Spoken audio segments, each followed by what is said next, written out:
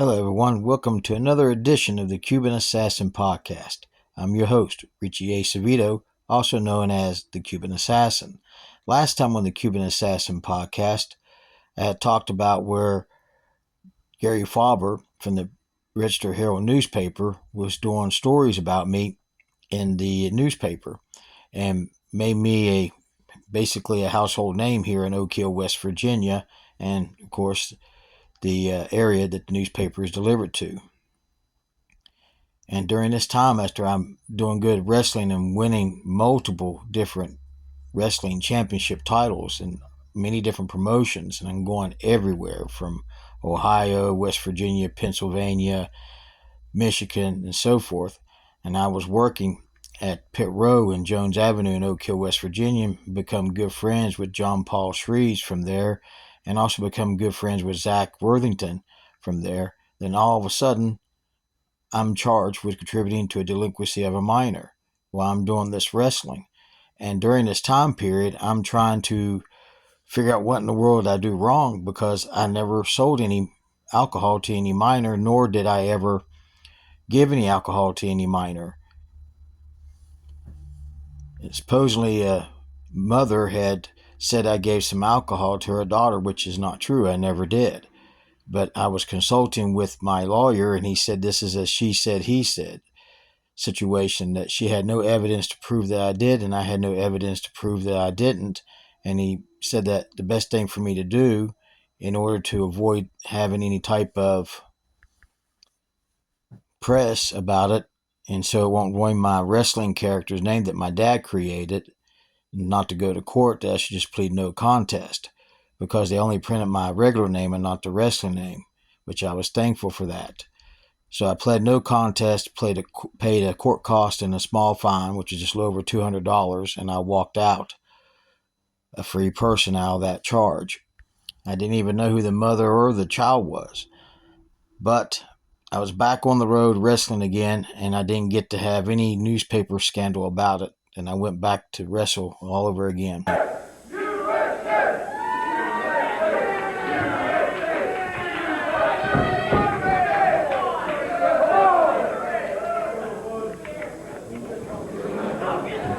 Well, gentlemen, Jim, it looks like the Cuban boy's off to his usual warmth and decency with the crowd. Good evening again, Mr. Mills. It's a privilege to be here again with you for ACCW Wrestling Action. And the Cuban opens up with a negative attitude. What a surprise.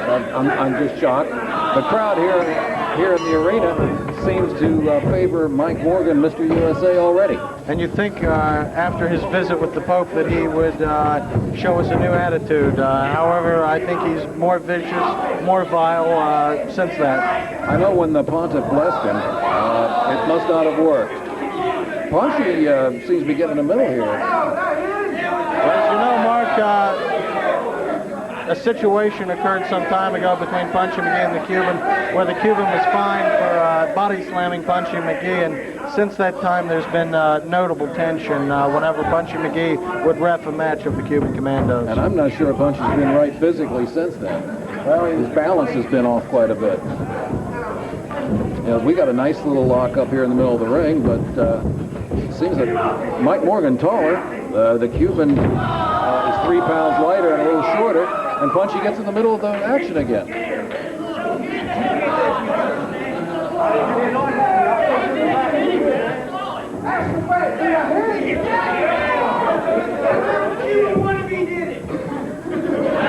Crowd's getting into this match quickly. I think the American versus Cuban aspect is quite the good issue. Well, I think we have a clearly partisan crowd here, Mark. Cuban's not going to have too many followers. Not too many commies are well liked in West Virginia. I think that's a safe bet. And I think Cuban caught with his hands in the cookie jar there, Mark. I'm shocked. You don't touch me. You go. I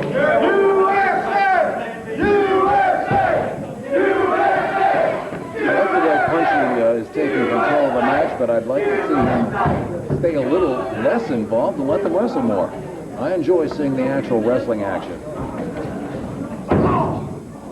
Wink of the eyes there, Mark. That's typical of the Commando. The Cuban Commando tends to go for the easy way. And the sad part is he's a skilled wrestler.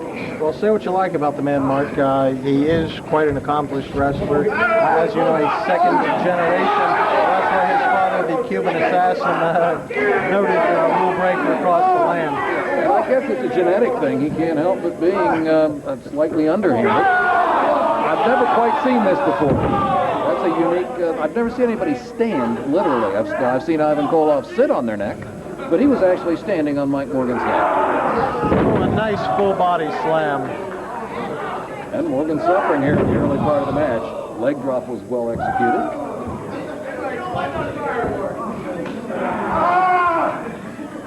As you know, these men have faced on several occasions.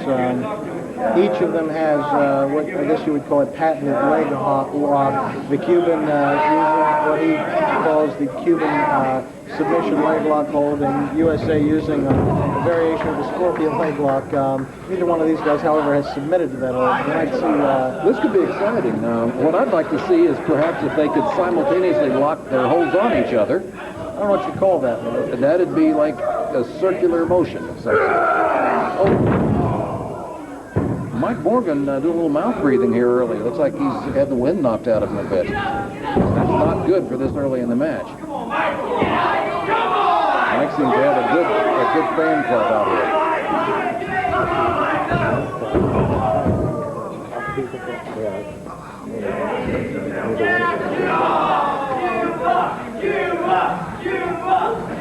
Shocked. I just heard some fans yelling Cuba, Cuba, Cuba. And unless Cuba Gooding Jr. walked in, it sounds like they're for the Cuban Commando. As you know, Mark, ever since the embargo, I've been trying to get a decent cigar in this country, and some of them now the partisans even pressuring Clinton to lift that embargo, and we might be seeing a little bit of that here tonight. And since he is the Pope's favorite wrestler, perhaps he was just some good Catholic.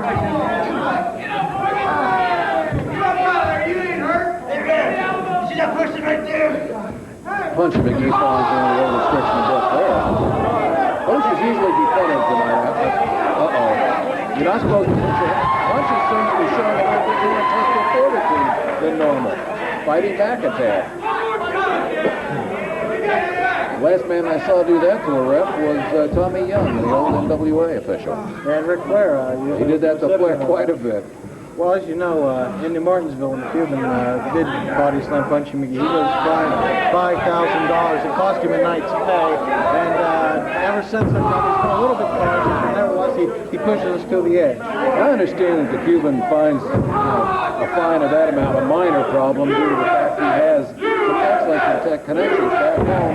There have been rumors of cigar smuggling in his past.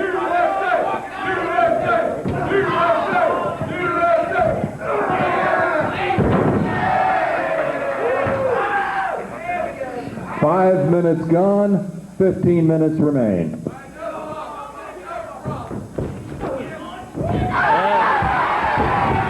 Nice flash.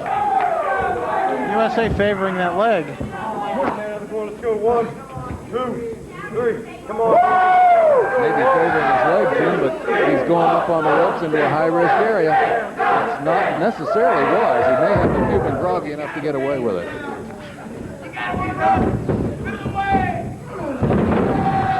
Nice drop kick. Going for the leg hold now.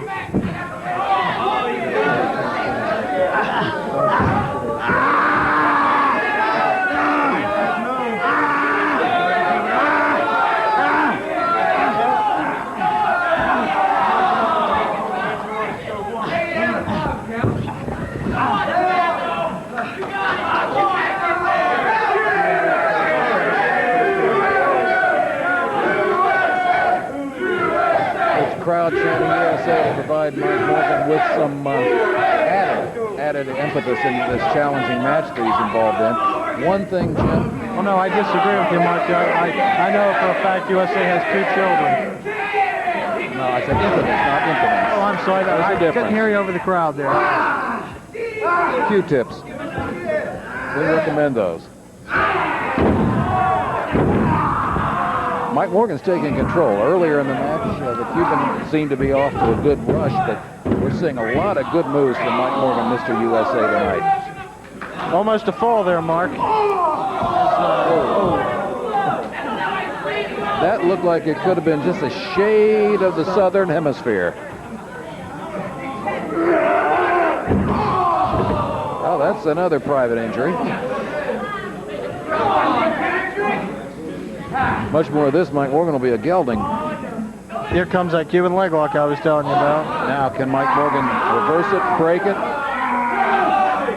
There's got to be a reversal of this hold, but does Mike Morgan know? He's in the center of the ring, Mark, but he's inching his way. He is slithering, rather snake-like, over to the edge. He's slinking or slithering? Slithering.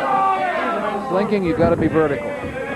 He was horizontal. The Cuban is not a nice person. And I don't know how brilliant that was, but he's not a nice person. Cuban tenacious, going back to that leg again and again. I enjoy his persona. The Cuban coming out, not really showing the fans any respect, and feeding, really, whereas Mike Morgan feeds off of their affection, the Cuban feeds off their hatred. I would have to agree there, Mark. And whatever works.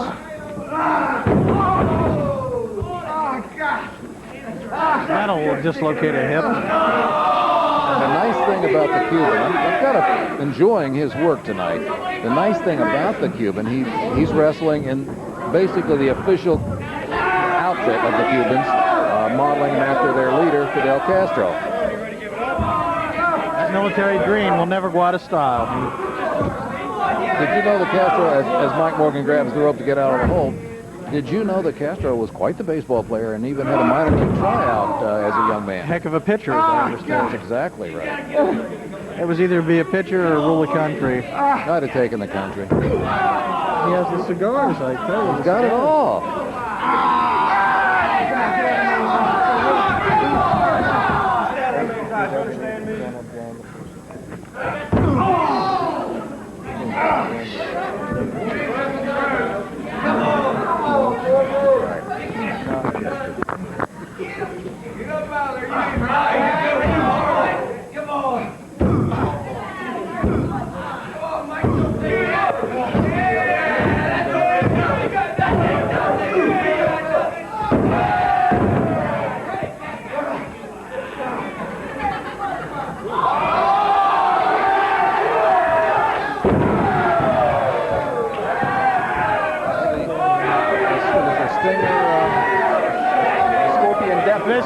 This should do it, Mark. This should do it. Why he didn't go for the pinfall after the previous hold, I don't know, but he had to do the elbow drop off the top. 2 3/4 counter. 10 minutes gone, 10 minutes remaining. Yeah, looks like the Cuban's got some hip problems and he snuck up. There it is. That was a close fist.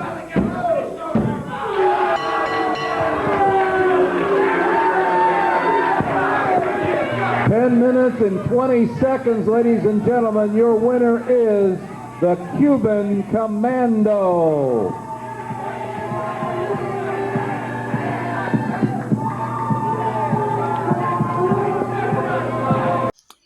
While I was still working at Pit Row in Oak Hill, I would end up meeting a girl named April Fitzwater. And April and her sister Rose used to come to the Sunday afternoon shows in Beaver, West Virginia at the Bargain Park. I didn't know that this girl was going to become my future wife and the mother of my 2 children. And because we started seeing each other. And then at the same time, Brian Logan and myself were telling our story and our rivalry in the Register Herald newspaper when Brian Logan and myself were wrestling for AWA, Appalachian Wrestling Alliance, that Scotty McKeever was running shows over at the Bargain Park in Beaver, West Virginia. Brian Logan and I had a what's called a blow-off match. And these are the only photographs of the match. There's no video. That's the reason why I'm making this video of showing these photographs of this only time match that Brian Logan and myself had sold out a small venue. Even though it was small, it was still a sellout. We had to give up our chairs in the locker room. How Brian Logan and I did this is that he and I both attended the same bar in Oak Hill, West Virginia called Weekends. And Weekends was owned by a guy and his wife Danny and Vicky Sumter, which were friends of both of us, and we knew the rule of the old school rules that whoever's there is first stays and the other one's got to go if you're a heel or face, and I was the heel and he was the baby face. So he sat on one side of the bar and I sat on another side of the bar, and then everybody was going back and forth saying such and such is going to beat you on Sunday. And we told our story in the Register Herald newspaper, told by Gary Faber on the Figure 4 Reporter on Sunday's edition. And when we was falling out, when the night was coming to an end, we was falling down in two crowds come to one, and then we started seeing each other, and then it's like the people were intentionally forcing us to get together. So to keep in kayfabe, we just started waylaying on each other, laying forearms and everything, and tackling each other, knocking tables over, breaking beer bottles and glass on the floor, and knocking chairs. And then the bouncers, which was Big Ron Ray and Jeremy Flex Tully, was pulling us apart, and they were trying to keep from laughing because they knew that we was totally working. I mean, we were kind of working a shoot there, as we would call it, but we didn't really throw any punches to our face, but it sold this venue out for us doing it. And we hung posters up in that bar there, and everybody from the bar came, and we wasn't even the main event. And Scotty McKeever thought that he sold a show out with the main event with him and the War Machine, but it wasn't. It was, everybody came to see me and Brian Logan because of that bar fight, but we didn't say anything to Scotty about it because we didn't think anything about it. But these are the only photographs of that match. There's no video of the match, but these photographs were taken that time, and the crowds only sat on both two sides of the ring. But a sellout is a sellout. If he takes concern over her, and because the Cuban's what you call a salty old veteran, you know, you never know what he might pull out of the hat. And he's nasty, too. Yeah, he is. He was eliminated from this federation one time by the legendary Buddy Rose when Buddy got him in a shaved head match, and whoever lost had to leave the federation and get their hair cut. And the Cuban's head was shaved, and he went away. Wow, he laid him out with that shoulder tackle. You could hear those bodies smacking together, and that's what we like to hear.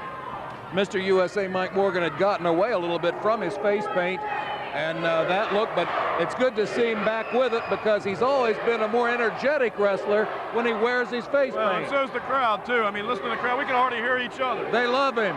He was one of the, Baltimore Bad Boys or something there. Yeah, that's still a very viable tag team, but the difference is with the Baltimore Bad Boys being, at this point, not happening because of Eddie Edmonds being away, I think what you're seeing is Mike Morgan looking to build his career as an individual again. It looks like the true Mike Morgan to me. I mean, this kid was a minor league baseball player, had opportunity to move up with the Pirates. Nice shoulder. Decided he wanted to be in a singles competition of wrestling where he could be individual nice. Rather than a team player. One heck of a clothesline there. He's working on the Cuban pretty well. If nice he hates punch. America so much, why doesn't he go home? Well, you know why? He likes the money. That's why. That's right. I wonder if he's got a green card. Might want to look into that. But I guarantee you people one thing, he will not talk on the microphone again tonight. I promise. And now he Good camera work. Taunting the crowd. Oh, look out. Mike Morgan comes down man. off that rope onto the Cuban. Miss Liberty over here on our left, a lovely creature showing great concern. Oh, woo. All right. Well, so far, there's nothing to be concerned about till now. My look goodness, out. there goes Morgan right into the ring post. Did he cut himself there? Looked like he hit his head on the pole. I don't know. Well, with all his makeup, it's hard to tell with the face paint. Cuban working his head over, though. Now he's going after Miss Liberty. That's not a good thing. He's not very damn gentlemanly. She's smiling at him, though. Maybe she likes these guys that look like Ricky Ricardo or something. Oh, man. Now I see what's going on. She suckered him into that one. She's quite a distraction. Definitely. No, is there actually, a match going on? Oh, yes, there is. Actually, one thing I need to correct you on, he does not look like Ricky Ricardo. Ricky Ricardo was a nice-looking man. Oh, yeah. The Cuban, you can't say that about. Well, he sort of looks like a New York cab driver. Yeah. No, aren't they Pakistanis? Oh, they might be. I don't know. Well, you never know about him. He may not really be a Cuban. Cuban. Sand, I don't know. Here comes Harvey back with the popcorn. M. Harvey Senate Jr. went for popcorn. A bit obsessed with popcorn. All you got to hear is popcorn on the house, and he's after it. Mike Harvey seemed to be obsessed with Miss Liberty. Yes. You take your rub out when you eat that popcorn? I think she's a candidate for the Golden Globes Award. They are lovely. The Globes, I mean. I almost ran over. Oh, nice. Oh, my reverse God. kick. Nice kick to the chest. Because the Cuban spends a lot of time jawing with the crowd, and that's a damn good way to get yourself knocked on your butt.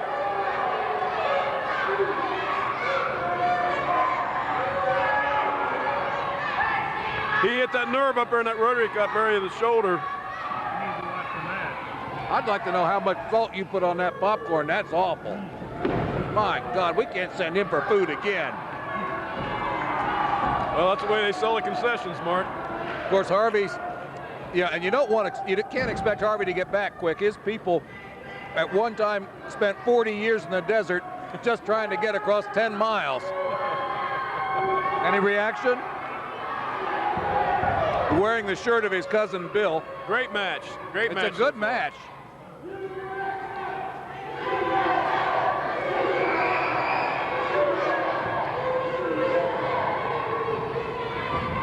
And, all right. A basic headlock, nothing too major. Good God, that's salty. Now Harvey's got a mouthful.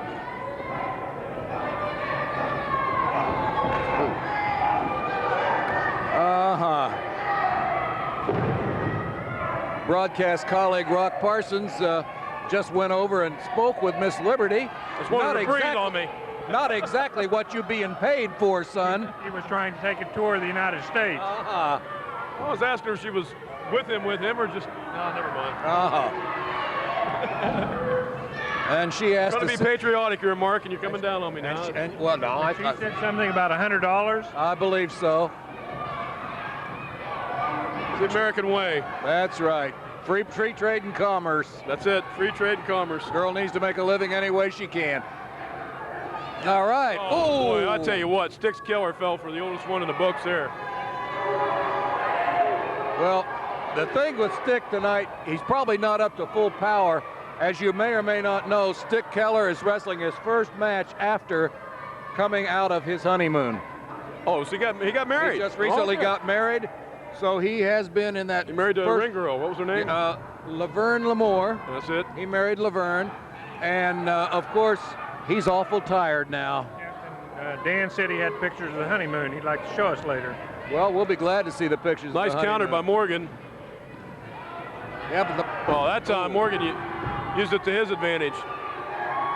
Yeah, did you notice though the Cuban went for the ponytail, but didn't get to it.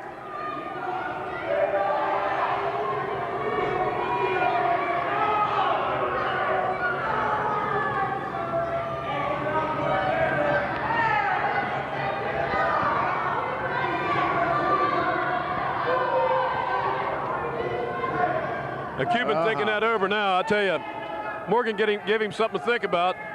That was a good six-man that we just come out of here. That was an exciting bout.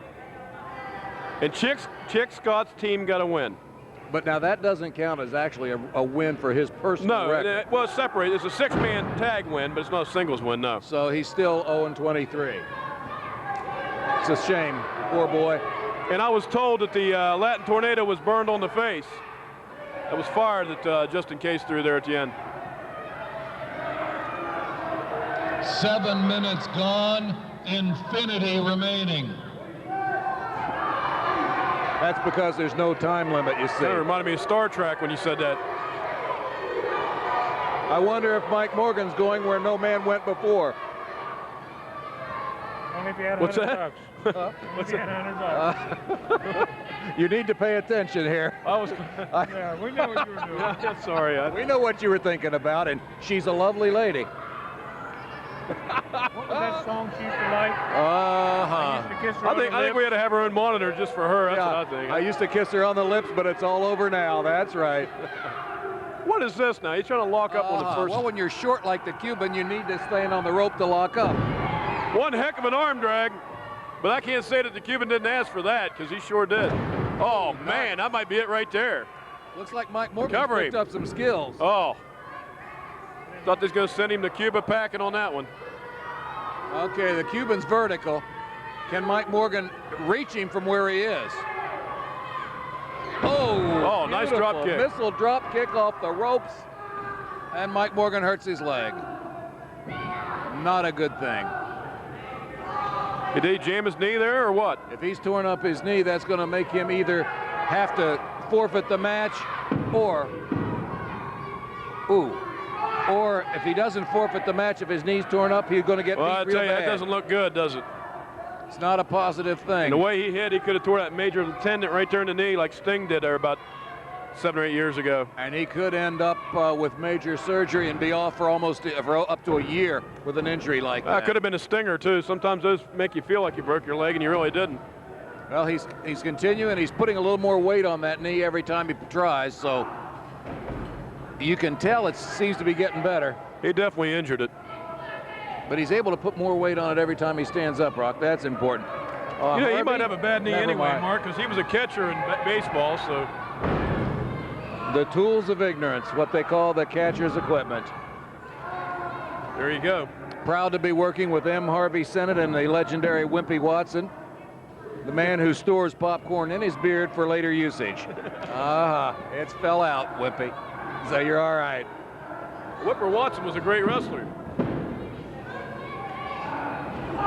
And a fine human being.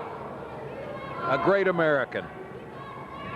Speaking of great Americans, Lady Liberty looks great over there, doesn't she? She certainly I think Dan, the cameraman, had to zoom in on that for a while. And we'll talk about the match. We'll do matches radio style. What do you think? These guys aren't doing squat that would be more interesting to look at than her. I'm sorry.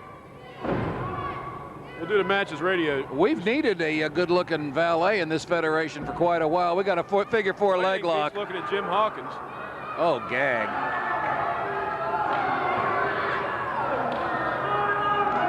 We do know Jim Hawkins' mother's pet name for him, Orca.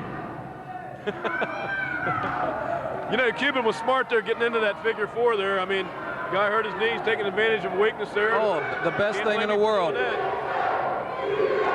Two ways that are well known to get out of this hold. One, of course, is grabbing the rope. The other is reversing the hold, turning the other man over.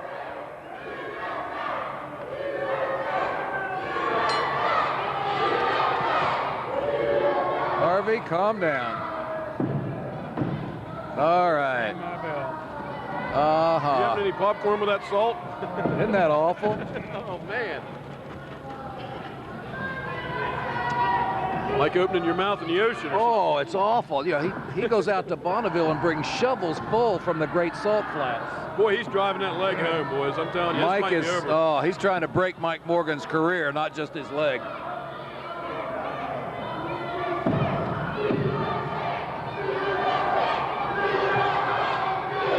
Very good. Very good by referee Stick Keller. The boy did his job that time, Rock. Yes, he did.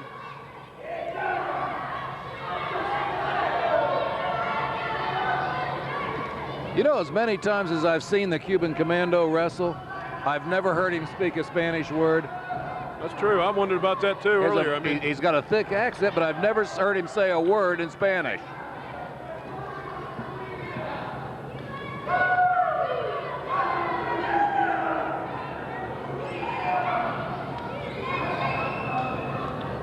"13 minutes gone, infinity remaining." 13 minutes in this match, looks like it may not go too much longer here. Morgan's in bad shape. If Mike Morgan doesn't succumb to the pain. This might be a time to throw the towel in. I mean, you can did you nice see move. that? Mike Morgan moves that leg. The Cuban goes down hard on his own tailbone. Morgan's leg's bad too. And he kicked out. His knee gave out on him that time, Rock, and that's why the Cuban just couldn't support the weight. give me liberty or give me death? That was Patrick Henry said, give me liberty or give me death. I just checking. You think he wasn't talking about her? Okay. Did you say Patrick Duffy or Patrick Henry? Patrick Henry. Patrick Duffy was on Dallas. He took a shower and died for a season.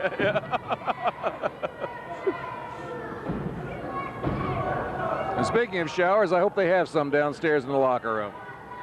It didn't look like they were in too good a shape. Well, that's all right. Neither are some of the wrestlers. We're almost at about the 15-minute mark in this match, and he continues Close to wear to down. it. Last 7 or 8 minutes have been controlled by the Cuban, and on points alone, you can say the Cuban's ahead, but that's about it. So far, he hasn't really tried to go for a pin. The crowd seems to be discussing the Cubans' skill at removing soft drinks from a cola. I'll tell you, he took the home team advantage away from Mike Morgan with all this the maneuvers he's done here in the last 7 or 8 minutes. 15 minutes gone. 15 minutes gone.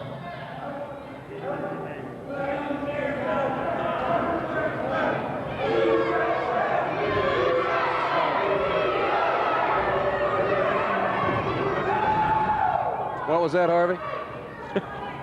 I say, you told me you would like to do a 15-minute match with Miss Liberty. If we can find a suitable opponent for her, I'll get your medication. You take it home. that'll be fine. Do you know what If happened? you guys are going to have a match, I'm going to provide the seating. Now, do you know what happened when? Oh, you haven't heard yet, have you? Jim Hawkins' physician prescribed Viagra for him. You know what happened? No, He got taller.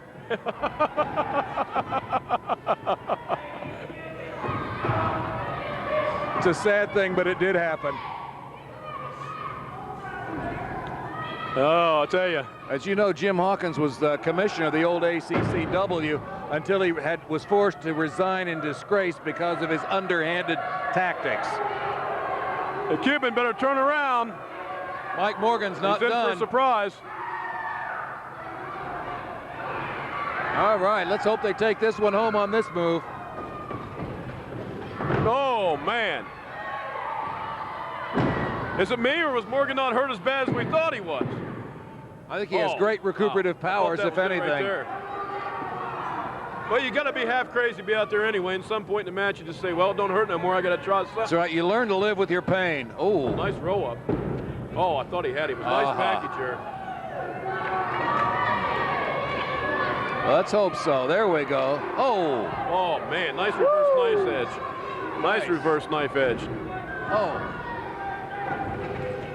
Oh, my God. Oh, man. He just fell into like a power bomb there. It looked like he was going to try for a Frankensteiner, Yeah, it and did. it was reversed into a power bomb.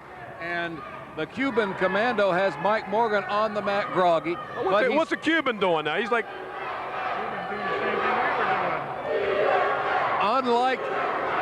not unlike most men, I think the Cuban is staring at the, shall we say, cleavage, much as Rock Parsons has done several times tonight. oh, wait a minute. Now she's up on the ropes now. Yes, she is, and looks a hell of a lot better than Wait a the minute. What's she Cuban. doing here? She's dropping the Well, gown. the camera can't see it because all we see Holy is the hairy- cow! Oh, my Holy God. Toledo Mud Hens! Get the That's- referee out of the way. Oh, my God, that's wonderful. Hey, we All got right. ourselves a winner. Mike Morgan pulls it out. 17 minutes and 12 seconds. Your winner is Mr. USA, Mike Morgan.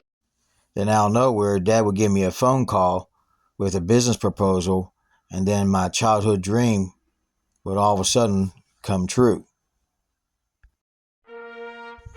Next time on the Cuban Assassin podcast, we'll be talking about the phone call that made my childhood dream come true and more about mine and April's relationship. The Cuban Assassin podcast is produced, written, edited, and directed by me, Richie Acevedo at Mountain Man Productions. Special thanks goes to Ben Hilton for the opening and closing demographics on today's podcast. Special thanks also goes to the late Danny Dark for the video footage of the wrestling matches used in today's podcast. Special thanks goes to my late mother, Yvonne Dempsey, and to my ex-wife, April Acevedo, for photographs used in today's podcast. And special thanks goes to Gary Faber and the Register Herald newspaper for the newspaper clippings used in today's podcast. You can reach me at mountainmanproductions@outlook.com. That's capital N for Mountain, capital N for Man, and capital P for Productions at outlook.com. Or you can just simply leave a comment.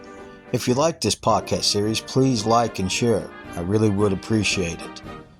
I hope you enjoyed this episode of the Cuban Assassin Podcast, and I look forward to seeing you next time right here on the Cuban Assassin Podcast.